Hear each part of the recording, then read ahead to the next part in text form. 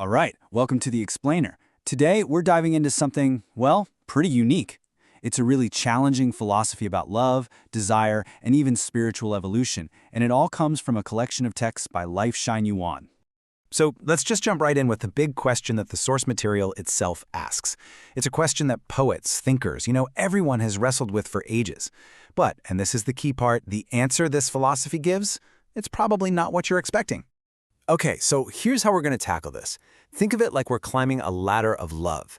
We're going to start at the very bottom, at its most basic, raw origins. Then we'll climb all the way up to its highest, most spiritual purpose. Along the way, we'll look at all the different levels and even the chains society tries to wrap around it.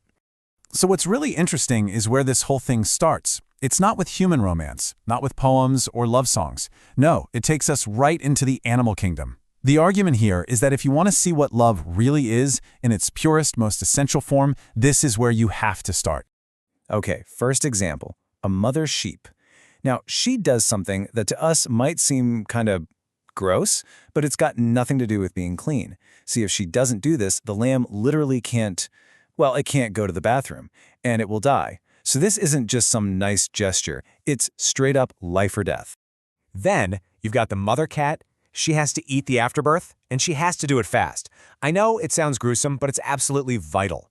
It's what keeps her newborn kittens from suffocating. And it's a similar story with a mother dog cleaning up after her puppies. It's, let's be honest, disgusting work. But that's what keeps the den safe, stops diseases, and makes sure her little ones have a shot at growing up healthy. So, after laying all this out, the author asks us this question.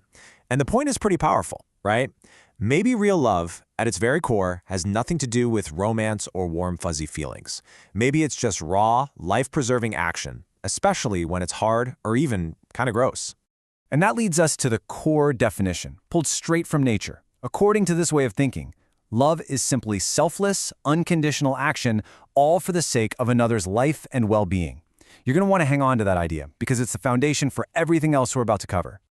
Okay, so with that definition in mind, let's see how this whole thing applies to us, to humans. The source actually breaks it down into a spectrum with 3 different levels. And where you fall on the spectrum, well, it has huge implications for your, believe it or not, spiritual destiny. So at the very bottom of the ladder, you've got no love. This is for people who are just completely selfish. Take a step up and you get to small love. This is basically that animal instinct we just talked about, protecting your own family, your own tribe.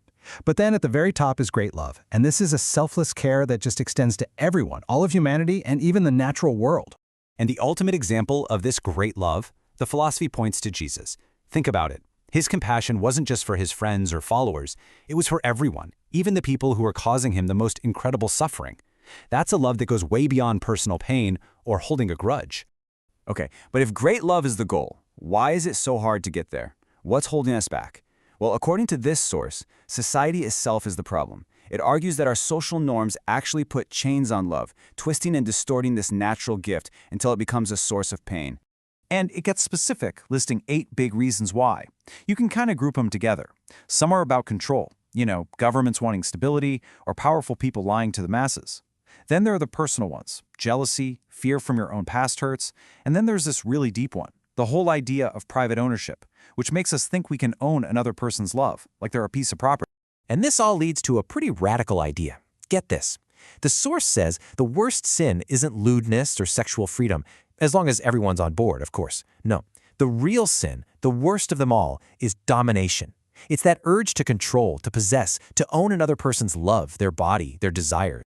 So if love isn't about owning someone or just finding the one, then what's it for? What's the point? Well, according to this philosophy, everything we experience with love here on Earth is basically spiritual training. It's boot camp for what comes next.